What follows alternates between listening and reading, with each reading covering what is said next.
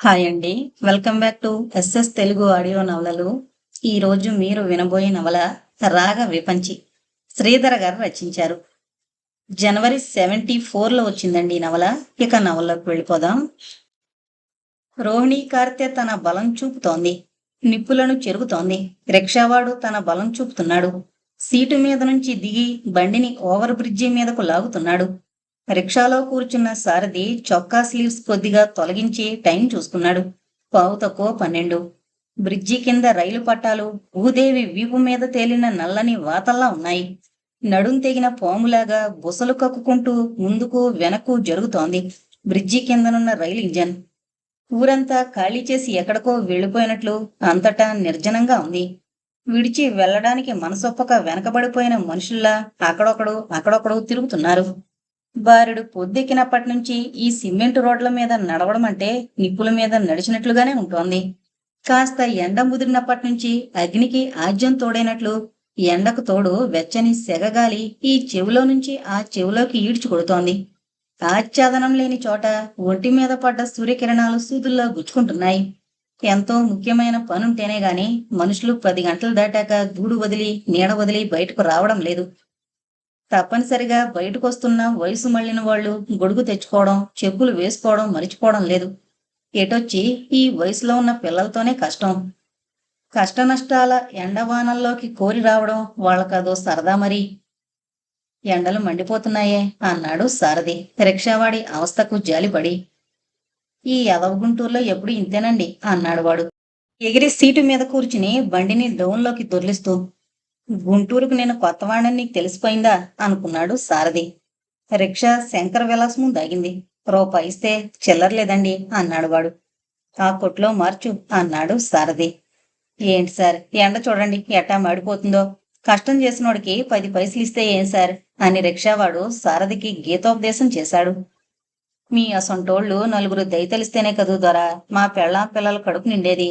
మీరు సగం తాగి పారేసిన సిగరెట్ల ఖరీదుండదు సార్. మా కడుపులను నింపుకోవడానికి కావలసిన ఖర్చు. నీకు తెలిసిన ధర్మ సూక్ష్మం మహామహా నాయకులకు తెలియక దరిద్రాన్ని తరిమిగొట్టడమేలాగా అని దిక్కుతోచక చూస్తున్నారు కదరా అనుకుంటూ రిక్షా దిగాడు సారథి చిల్లర డబ్బుల మీద ఆశ వదులుకుని. ఎదురుగా ఉన్న కిళ్ళీ కొట్టు దగ్గరికి వెళ్ళాడు. వాడు ఆశగా ఏం కావాలండి అని అడిగాడు.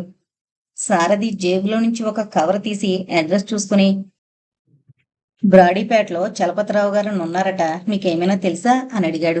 తెలీదండి అని వాడు తమలపాకుల మీద తడిగుడ్డను నీళ్లతో తడపడంలో మునిగిపోయాడు. ఈ మహాపట్టణంలో ఎంతమంది చలపతిరావులున్నారో ఏమో.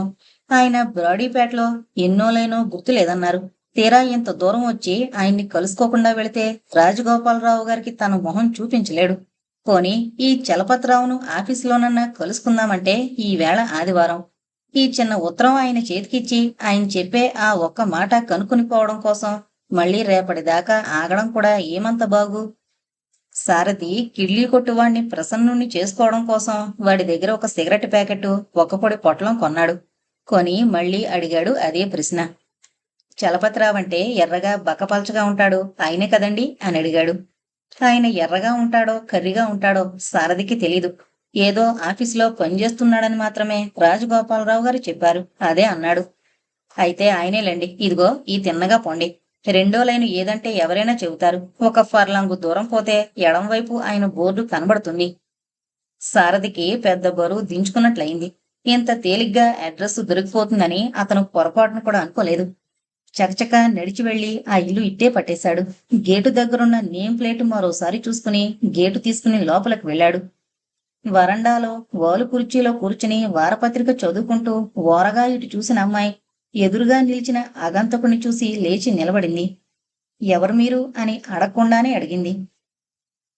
చలపతిరావు గారు ఉన్నారా అండి అన్నాడు సారథి వరండా మెట్ల మీద ఆగిపోయి. ఉన్నారండి, ఇప్పుడే భోంచేసి పడుకున్నారు. మీరెవరు అని అడిగింది. పడుకున్నవాణ్ణి లేపమండం భావ్యం కాదని అతనికి తెలుసు. కానీ మళ్ళీ ఇంత దూరం రావడం అంటే కష్టమే. ఆయన లేచేదాకా వేచి ఉండడం అంతకంటే కష్టం. అక్కడ ప్రసాద్ భోజనం చేయకుండా కూర్చునుంటాడు. ఈ ఉత్తరం ఈయనకి చూపించేసి ఏ మాట కనుక్కుని వెళితే సాయంత్రమే బండెక్కేయచ్చు. మీ పేరు చెప్పండి, మెలకువగా ఉంటే చూసి చెప్తాను అన్నదామె అతని సందిగ్ధాన్ని సగం వరకు అర్థం చేసుకుని. నా పేరు ఆయనకు తెలీదులేండి. నేను హైదరాబాద్ నుంచి వస్తున్నాను. రాజగోపాలరావు గారని. అవును, తెలుసు. ఆయన మా మేనమామ. ఆ అమ్మాయి ముఖం సంతోషంతో చాటంత అయింది. వారి దగ్గర నుంచి వస్తున్నాను అని పూర్తి చేశాడు. అలాగా, రండి, లోపలికి రండి, కూర్చోండి అని ఆ వాలు కుర్చీని ముందుకు తోసింది. సారథి కూర్చున్నాడు. జేబుగుడ్డతో నుదుట నిలిచిన స్వేద బిందువుల్ని తుడుచుకుని ఆమె వంక చూశాడు. మంచినీళ్ళు కావాలా బావా అని అడిగింది. వద్దండి అన్నాడు సారథి. ఆమె పిలుపు అతనికి సంభ్రమాచర్యాలను కలిగించింది. అతను ఎన్నడూ ఎరుగని తీయని పులకింతనేదో కలిగించింది. అత్తయ్య మావయ్య బాగున్నారా బావా అని కుశల ప్రశ్నలు వేసింది. గుమ్మం ఆనుకుని నిలబడి విరగబూసిన సిగ్గుల మొగలా ఉన్న ఆ అందాల బాల అతని కంటికి గొప్ప చిత్రకారుడు కష్టపడి గీసిన వర్ణ చిత్రంలా ఉంది. అంతా బాగానే ఉన్నారండి, కానీ నన్ను అండి అంటావేం బావా? నన్ను గుర్తుపట్టలేదా? నేను అనురాధను అంది తల వంచుకుని ఖాళీ బొటన వేలితో నేల మీద చక్రాలు చుడుతూ. మిమ్మల్ని నేను చూడగానే గుర్తుపట్టానండి. నన్నే మీరు గుర్తుపట్టలేదు. చూడ్డం పడలేదు గాని మిమ్మల్ని గురించి అమ్మ చెబుతూనే ఉండేది. మీ అమ్మగారు చెప్పడం మీ బావల గురించి అయి ఉంటుంది గాని నా గురించి కాదు. ఇంతకీ మీరు? నేను రాజగోపాలరావు గారి ఆఫీసులో పనిచేస్తున్నాను. ఆయన చలపతిరావు గారికి ఉత్తరం ఇచ్చి రమ్మన్నారు. ఆ వచ్చినతను తన బావ కాదని తెలియగానే ఆమెలోని ఉత్సాహము సంతోషము అంతా తుపాకీ దెబ్బ విని ఎగిరిపోయిన పిట్టల్లా ఎగిరిపోయాయి. అలాగా, ఉండండి పిలుస్తాను అంటూ లోపలికి వెళ్ళింది. కట్టెను వెనక్కి వెళ్లిపోయిన ఆ సజీవ శిల్పం వంకనే చూస్తూ సభ్యతనే మరిచిపోయాడతను. ఆమె బావాని పిలిచినప్పుడు అతని హృదయ వీణను ఎవరో గొప్ప విద్వాంసుడు మోగించినట్లు అపూర్వమైన అనుభూతి ఏదో అతన్ని కలవరపెట్టింది. కటువైన నిజం కన్నా అందమైన ఊహ నిజంగా ఎంత మధురమైంది. ఆ ఊహను వాస్తవంగా మొలుచుకునేందుకు మనిషి పడే తాపత్రయమే కదా ఈ జీవన పోరాటపు సారం అనుకున్నాడు సారథిలోని వేదాంతి. తుండుగుడ్డను ఒంటి మీద కప్పుకుంటూ వచ్చిన ఆయన చలపతిరావు గారే ఉంటారని చూడగానే ఊహించి నమస్కారం చేశాడు సారథి. రాజగోపాలరావు గారిచ్చిన ఉత్తరం కూడా అందించాడు. దాన్ని చదువుకుని కొద్దిసేపు కళ్ళు మూసుకుని ఆలోచనలో పడిపోయారాయన. మీకింకేమైనా చెప్పారా అని అడిగాడు కొద్దిసేపటికి. ఆయన మేనకోళ్ళున్నారట, పంపించేటట్లయితే వెంట తీసుకురమ్మని కూడా చెప్పారు. వస్తానుండండి అంటూ లోపలికి వెళ్లారాయన. ఉన్న విషయమంతా భార్యకు వివరించారు. రాజగోపాలరావు గారి పేరు వినగానే చిటపట్లాడడం మొదలుపెట్టింది సావిత్రమ్మ. భార్యను అలా చూశాక చలపతిరావు ముఖము అప్రసన్నమైపోయింది. ఎన్నాళ్ళనుంచి లేని ఆప్యాయత ఈవాళ గుడిపడిందేం అంది సావిత్రమ్మ కటువుగా. అదే నాకు అర్థం కావడం లేదు అని వంత పాడాడు చలపతిరావు. పంపడానికి వీల్లేదని చెబుదురు, దీనికింత ఆలోచనేంటి అని తేల్చేసింది. భార్య ఆజ్ఞను శిరసావహించడానికి లేచిన చలపతిరావును అనురాధ పిలుపు ఆపేసింది. అన్నయ్య, నేను వెళతాను అంది అనురాధ ధైర్యం చేసి. ఎలా వెళతావు? వాళ్ళకి మనకి ఏనాడో రాకపోకలు తెగిపోయాయి అని విసుగ్గా ఈసడించి మాట్లాడింది సావిత్రమ్మ. రాకపోకలు మనం తెంచుకుంటే తెగిపోతాయి, పెంచుకుంటే పెరుగుతాయి. పెద్దవాళ్ళకేదో మాట పట్టింపులొచ్చి పంతాలు పెంచుకున్నారు. మాకు అలాంటి ద్వేషాలేమీ లేవుగా. మామయ్య పెద్ద హోదాలో ఉన్నాడు. ఆయన నడితే ఏదో ఉద్యోగం నాకు ఇప్పించలేకపోడు. అవసరమైనప్పుడు మనమే కొంచెం ముందడుగు వెయ్యాలి. ఎన్నాళ్ళనుంచో కడుపులో దాచుకోలేక పైకి వెళ్ళగక్కలేక సతమతమవుతోన్న 3 ముక్కల్ని కక్కేసింది. ప్రపంచంలో అందరికీ ఉద్యోగాలు ఈనిపిస్తుంటేనే దొరుకుతున్నాయి ఏంటి? వచ్చినప్పటికే వస్తుంది, రాకపోతే పోని. అంతేగాని అభిమానం చంపుకుని అయిన వాళ్ళని దేహి అని యాచిస్తామా? ఉంటే తింటాం, లేకుంటే పొస్తు పడుకుంటాం. అంతేగాని ఆ ఇంటి మీద కాకి ఇంటి మీద వాడడానికి వీల్లేదు, తెలిసిందా అని రెట్టించింది సావిత్రమ్మ. నేను వెళ్ళడానికే నిశ్చయించుకున్నాను. ఏంటే, నీకేమన్నా పిచ్చెక్కిందా? ఇంకొన్నాళ్ళు నీ చేతి కింద పడుంటే అదే జరుగుతుంది. విన్నారా దాని మాటలు? నా నోరు కనిపిస్తుంది గాని అది కనబడకుండా చేసే పనులు ఎవరికీ కనిపించవు. నా దగ్గరుంటే పిచ్చెక్కుతుందట. బయటికెళితే నీకు తిండి పెట్టేవాడెవడే? నీకు చేసిన చాకరీలో సగం చేసినా చాలు, నాకు 2 పూట్ల తిండి దొరుకుతుంది. నోర్మై, ఊరికనే కొద్ది రెచ్చిపోతున్నావు. కాలు బయట పెట్టావంటే నీ గతి కుక్కలు కూడా పట్టదు. ఇప్పుడు అంతకంటే ఏం మెరుగ్గా ఉంది? నీ ముఖానికి ఎంత పెట్టినా విశ్వాసం లేదే చండాలపుదాన. నీలాంటి కృతజ్ఞురాలకి గొంతులో తులసి నీళ్లు పోసినా పాపమే. పో నా ఇంట్లోంచి. మళ్ళీ ఈ గుమ్మలు అడుగు పెడితే మెడబట్టి బయటికి గెండుతాను అంటూ మీదకొచ్చి దాదాపు బయటకు నెట్టుకొచ్చింది అనురాధను. నీ అంతటి నువ్వు వచ్చి నా కాళ్ళ మీద పడి బ్రతిమిలాడినా నీ గుమ్మం తొక్కను, ఏమనుకున్నావో అంది అనురాధ. ఉక్రోషంతోనూ దుఃఖంతోనూ ఆమె మాట మింగుడు పడిపోతుంది. బాష్పకణాల వర్షం విలిసేటట్లు లేదు. సావిత్రమ్మ గొంతు తారాస్థాయి చేరింది. ఎవడో ముక్కు మొహం తెలియని వెధవ ఏదో కాగితం ముక్క పట్టుకొస్తే వెనక ముందు చూడకుండా ఈడొచ్చిన పిల్ల ఎవరితో పడితే వాడితో లేచిపోవడమే. ఇది వరకు ఏ అర్ధరాత్రి పూట ఎవరికంటో పడకుండా లేచిపోయేవాళ్ళు. కలికాలం కానికాలం వచ్చి పడింది. పట్టపగలు 10 మంది కళ్ళు గప్పే పరాయివాడితో లేచిపోవడం. సారథి ముందుకు నడిచాడు. అనురాధ అతన్ని అనుసరించింది. వెనక నుంచి ఈ ఈటెల్లాంటి మాటలతో వాళ్ళ గుండెల్లో తూట్లు పొడుస్తూనే ఉన్నదా ఇల్లాలు.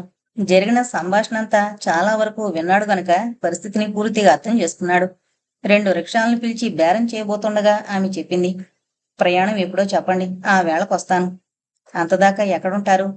పక్క వీధిలోనే మా స్నేహితురాలుంది. దాంతో కాస్త పని కూడా ఉంది. రాత్రి 8:30కు బస్టాండ్కి రండి. నేను రిజర్వేషన్ చేస్తాను ఇప్పుడు వెళ్ళి. మీకు చాలా శ్రమిస్తున్నాను అంది అనురాధ కృతజ్ఞతాభారంతో కృంగిపోతూ. శ్రమ ఏముందండి, నేను ఎలాగూ వెళుతూనే ఉన్నాను. వచ్చేటట్లయితే మిమ్మల్ని తీసుకురమ్మని రాజగోపాలరావు గారు నాకు చెప్పే పంపారు అన్నాడు సారథి. ఆమె వస్తానని నమస్కారం చేసి వెళ్ళిపోయింది. సారథి రిక్షా ఎక్కి కూర్చున్నాడు. రూముకు చేరుకునేటప్పటికీ ప్రసాద్ మంచి నిద్రలో ఉన్నాడు. సారథి లుంగీ చుట్టుకుని మొహం కడుకునొచ్చి స్నేహితుణ్ణి నిద్రలేపాడు. బద్ధకంగా లేచి కూర్చున్నాడు ప్రసాద్. సారథి విస్తర్లు వేసి ఇద్దరికీ వడ్డించాడు. ఎంతసేపైందిరా వచ్చి? ఇప్పుడే. ఎంత ఆలస్యమైందేం? ఆకలికి ఆగలేక చచ్చాను నేను. పోనీ నువ్వు తినేలేకపోయావా? అతిథి సత్కారం ఒకటి ఏడ్చిందిగా. నీ సత్కారం కూడా నీలాగే నిద్రలేచి మొహం కడుక్కున్నట్లే ఉంది. తలుపులు బార్లా తీసి పడుకుంటే ఎవడన్నా దూరడట్రా అని మందలించాడు సారథి. దూరాలనే నా ఉద్దేశం కూడా. దూరితే మాత్రం ఏముంది అక్కడ పట్టుకుపోవడానికి? చింకి చేప చిల్లి క్యారియర్ చూసి పాపం ఈ జీవుడు ఎంత కష్టపడుతున్నాడో అని జాలిపడి వాడి జేబులో ఉన్న చిల్లర డబ్బులు ఆ గుట్లో పెట్టి వెళతాడేమోనని ఆశ అంటూ ప్రసాద్ ఇద్దరికీ నీ వడ్డించాడు. నీకిదేం రోగం రా? ఉద్యోగం లేనప్పుడు బేదర్పులు అరిచావు, పోనీలే అని ఊరుకున్నాను. నెలకు 400 కళ్ళ చూస్తున్నావు, ఇంకా బల కింద చేతులు పెడుతుంటావు. బల కింద చేతులు పెట్టేది జల పుడితే కాలు మీద గోక్కోవడానికిరా. ఇంత డబ్బు ఏం చేస్తున్నట్లురా? వడ్డీలకు ఇస్తున్నాను.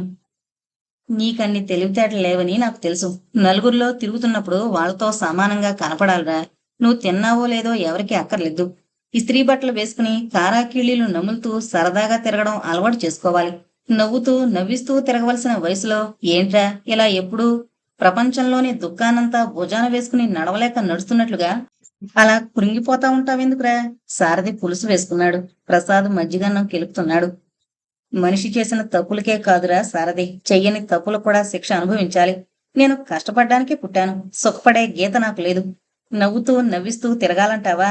ఆ నవ్వడానికి తిరగడానికి కూడా ఓపిక కావాలి కదరా. నాకున్న శక్తినంతా ఆలోచనలు హరించేస్తాయి. అందరూ అసహించుకునే గొంగళి పురుగు తనలో తను ముడిచిపోయి ఎక్కడో పడుకుంటానంటే అది దాని తప్పు ఎలా అవుతుంది? దాని పరిస్థితులు అలాంటివి. ప్రసాద్ లేచి చేయి కడుక్కున్నాడు. సారథి కూడా భోజనం పూర్తి చేశాడు. సిగరెట్లు తెప్పించినా ఉన్నాయా అని అడిగాడు ప్రసాద్. ఉన్నాయిలే అని సారథి తానొకటి వెలిగించి స్నేహితుడికి ఒకటి అందించాడు. ఏంటనాయనా, చెప్పు నీ పరిస్థితులేమిటో విందాం కాస్త. మాటి మాటికి చెప్పుకుని సంతోషించదగ్గ పరిస్థితులేం లేవులే. నీకు తెలియని కొత్త సంగతులేమీ లేవు, మామూలు గొడవలే. మరి వాటికే నువ్వింత కుంగిపోవడం ఎందుకురా? ఇంటికి ఎంత పంపిస్తున్నావేమిటి అని ఆరా తీశాడు సారథి. ఎంత పంపినా చాలదు వాళ్లకు.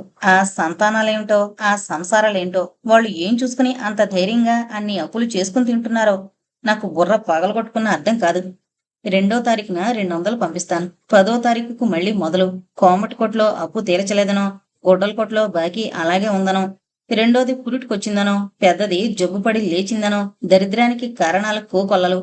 ఆయనకు తెలియకుండా 10వ పరకో పంపించమని అమ్మ, అమ్మకి నాన్నకి తెలియకుండా పంపించమని తమ్ముళ్ళు. ఇక్కడ నోట్లు చెట్టున కాస్తున్నాయనుకుంటారో లేక ముద్దర్లు గుద్దుతున్నాననుకుంటున్నారో. ఒక్కోసారి విసిగేసి ఎక్కడికైనా పారిపోదామనిపిస్తుంది. వాళ్ళ నుంచి దూరంగా పారిపోగలనేమో గాని పట్టి పీడిస్తోన్న ఈ మనసు నుంచి ఎంత దూరం పోగలను నేను అని తన గోడంతా వెళ్లబోసుకున్నాడు ప్రసాద్. ఈ ఇబ్బందులు ఎన్నాళ్ళో ఉండవురా. నీ తమ్ముళ్ళు చేతికి అందొచ్చేదాకానే, నలుగురు ఆడపిల్లలు వాళ్ళ ఇళ్లకు వెళ్లేదాకా డబ్బు ఇబ్బందులు నీకు తప్పకపోవచ్చు. కానీ నానేవాళ్లు నలుగురు ఉన్నారనే భావన మనిషికెంత తృప్తినిస్తుందో నువ్వు గ్రహించడం లేదురా. ఆప్యాయతలు అనురాగాలు పంచుకునేవాళ్లు లేనివాడి జీవితం కాగితం పువ్వుల పైకి ఎంత అందంగా కనిపించినా అదెంత నిస్సారమైందో అనుభవించే నాలాంటి వాడికి మాత్రమే తెలుస్తుంది. డబ్బుతో కొనలేనివి, లేమితో తెంచి వేసుకోలేనివిరా ఈ అనుబంధాలు. ఇవి ఒక్కోసారి మన చేతులకి చేతలకి సంకెళ్ళు వేస్తాయి. మనం గ్రహించినా గ్రహించకపోయినా అవి మామూలు సంకెళ్ళు కావు, పూల సంకెళ్ళు. అవి జీవితానికి సంతోష సౌరభాన్ని చేకూరుస్తాయే గాని మనిషి స్వేచ్ఛను అరికట్లేవు. సారథి ఆవేశంగా అన్నాడు. ఇదంతా అతని హృదయాంతరంగంలో తరచూ జరుగుతుండే మదన.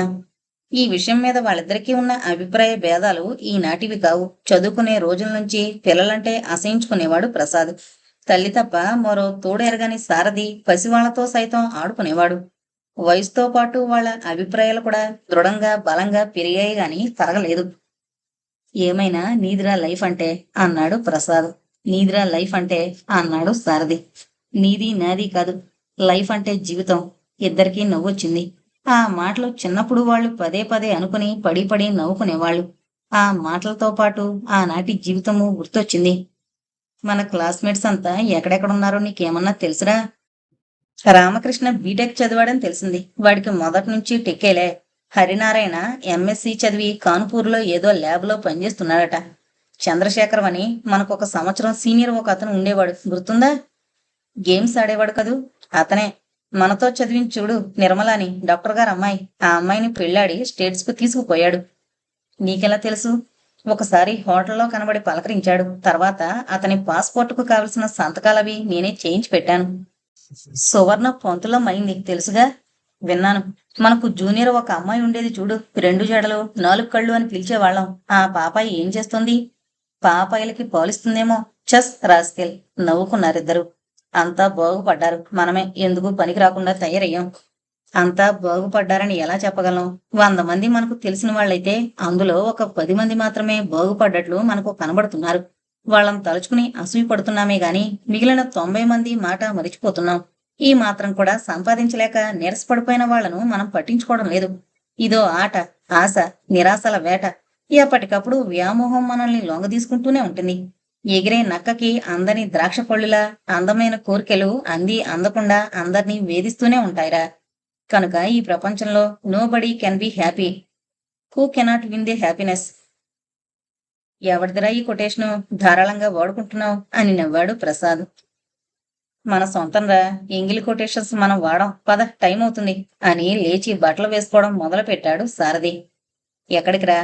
బస్టాండ్కి. టికెట్లు రిజర్వ్ చేయించొద్దు. వెళ్లే రోజు చేయించవచ్చులేవోయ్. ఈవేళనోయ్ వెళుతుంటా కాళ్ళు విరగొడతాను వేదవాని. రాత్రొచ్చి ఈ పూట వెళతావా? రాత్రి మాత్రం మా అమ్మ రానిచ్చిందా? ఎంత బలవంతాన బయలుదేరాననుకున్నావు? అమ్మ దగ్గర అన్నాళ్ళు ఉన్నవాడివి నా దగ్గర 4 రోజులుండడానికి ఏమొచ్చింది? ఈ హోటల్ కూడా తినలేక ఓ పంచే, నువ్వు పెళ్లి చేసుకో. 4 రోజులు వచ్చి ఉంటాను ప్రతి ఏటా. మిత్రద్రోహి, నేను పెళ్లి చేసుకుంటే వచ్చి నా పెళ్ళానికి ఎదురుగా కూర్చుంటావా? గరిటి కాల్చి వాత పెడతాను, ఏమనుకున్నావో. ఇంకో చిన్న లిటిగేషన్ కూడా ఉంది. మా హోటల్ సర్వర్కి నేను అప్పుడప్పుడు పావలా అద్దా ఇస్తుంటాను. అందుచేత నేనంటే వాడికి ఎంతో ప్రేమ. కొసరి కొసరి తినిపిస్తాడు. నేను వేరే పెళ్లి చేసుకున్నానని తెలిస్తే వాడు భరించలేడు. వాడి బాధ చూస్తుంటే నాకు మనశ్శాంతి ఉండదు. చచ్చాం పో. అయితే ఒక పంచే, వాడినే పెళ్లి చేసుకో. All right. అప్పుడప్పుడు నువ్వు 2 నెలలు వచ్చి కూర్చున్నా నాకు బాధ లేదు. చిచ్చి, నేను రాను. వచ్చినా నీ ఇంటికి చచ్చినా రాను అన్నాడు నవ్వుతూ సారథి చెప్పులు తొడుక్కుంటూ. ఈవేళ నువ్వు వెళ్ళడానికి వీల్లేదురా అన్నాడు ప్రసాద్ మళ్ళీ. ఏమిట్రా వేషాలు? అవతల ఆ అమ్మాయిని రమ్మనమని చెప్పాను అని విసుక్కున్నాడు సారథి. ఆ అమ్మాయి ఎవర్రా అని విస్తుపోయాడు ప్రసాద్. జరిగిందంతా టూకీగా చెప్పాడు సారథి.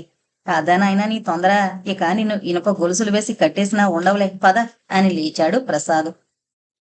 పుష్టిగా పెరిగిన పాపాయిలా నిండుగా నవ్వుతూ పైకొస్తున్నాడు పూర్ణచంద్రుడు. విరిగిన మేగడ తరగల్లా ఉన్నాయి నింగినిండా అల్లుకున్న మబ్బుల ముక్కలు. ఊర్ధ్వలోకంలో బిగి కౌగిలిలో నలిగిపోతున్న దేవకన్యల మెడలోని విలువైన హారాలు తెగిపోగా చెల్లాచెదురుగా రాలిపోయిన వజ్ర వైడూర్యాల్లా తెల్లగా తళుక్కున మెరుస్తున్నాయి తారకలు.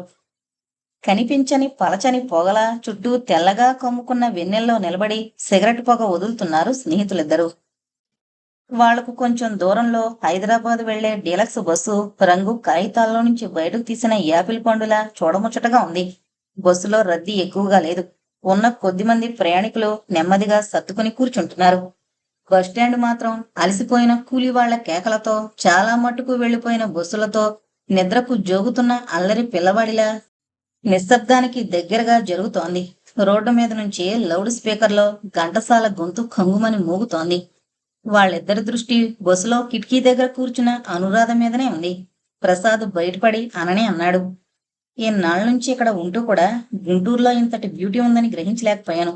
నువ్వురా హీరో అంటే అలవాటైన ఇంట్లో తెలిసిన అలమరాలో దాచిపెట్టిన వస్తువును అడగ్గానే తీసిచ్చినట్టు ఇట్టే వచ్చావు, ఇట్టే వాళ్ళిల్లు కనుక్కున్నావు, ఇట్టే ఆ అమ్మాయిని లేవదీసుకుపోతున్నావు.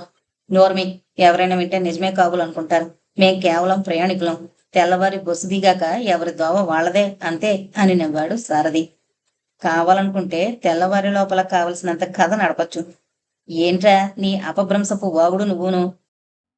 ఇంకేదైనా మాట్లాడు, టైం అయిపోవచ్చింది. టైము అయిపోతుంది గనుకనే దీన్ని గురించి మాట్లాడుకుందాం.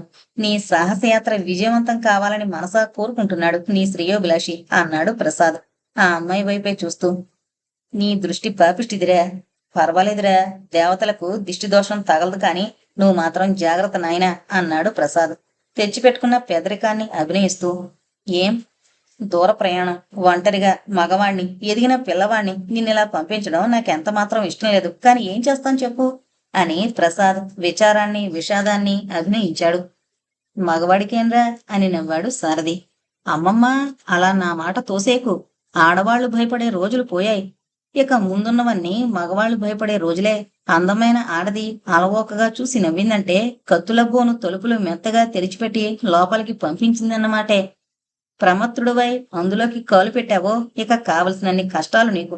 అందుకే నాయనా పెద్దవాణ్ణి చెబుతున్నాను, జాగ్రత్తగా ఉండు. నేను నీకన్నా పెద్దవాణ్ణి, నా మీద నాకు కొండంత విశ్వాసం ఉన్నవాణ్ణి, స్వయాన ప్రవరాక్యుడి తోడబుట్టినవాణ్ణి. నువ్వేం దిగులు పడకు. ప్రవరాక్యుణ్ణని ఇప్పుడు చెప్పడం కాదురా, రేపొద్దున్న బస్సు దిగాక నీ అంతరాత్మను నువ్వే ప్రశ్నించుకో. ఇప్పుడు చెప్పినంత ధైర్యంగా అప్పుడు ఆ మాట అనగలిగితే నువ్వు మహర్షివైనా అయ్యుండాలి, లేదా ఒట్టి మూర్ఖుడువైనా అయ్యుండాలి. మొదటిదే కరెక్ట్ అన్నాడు సారథి నవ్వుతూ. రెండోదేరా కరెక్ట్. చిన్నప్పటి నుంచి చూస్తున్నాను. నీ సంగతి నాకు తెలియదేంటి అని రెట్టించాడు ప్రసాద్. కండక్టర్ బెల్ల కొట్టాడు. కండక్టర్ వెళతాను అంటున్నాడ్రా అన్నాడు సారథి దిగులుగా. వాళ్లకు కబుర్లు చెప్పుకోవడానికి రోజులు, నెలలు, సంవత్సరాలు చాలవు. ఈ రోజున్నర టైము వాళ్ళకెందుకు చాలలేదు.